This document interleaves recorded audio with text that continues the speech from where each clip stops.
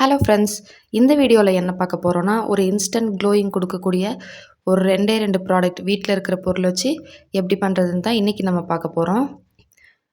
அதுக்கு ஃபஸ்ட்டு வந்து நான் அரிசி மாவு எடுத்துக்கிறேன். அரிசி மாவு வந்து ஒரு 2 ஸ்பூன் எடுத்துக்கலாம். அடுத்ததாக தக்காளி வந்து 1 எடுத்துக்கோங்க. நல்ல பழமாக எடுத்துக்கோங்க.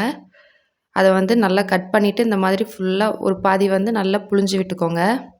புழிஞ்சு விட்டுட்டு இன்னொரு பாதியை வச்சு நல்லா மிக்ஸ் பண்ணிக்கோங்க. நல்லா அந்த இன்னொரு பாதியை வந்து நல்லா புழிஞ்சு விட்டு இந்த மாதிரி மிக்ஸ் பண்ணி எடுத்துக்கோங்க. இப்போது நான் வந்து உங்களுக்கு வந்து கையில் அப்ளை பண்ணி காட்டுறேன். நீங்கள் வந்து ஃபேஸில் அப்ளை பண்ணிக்கோங்க.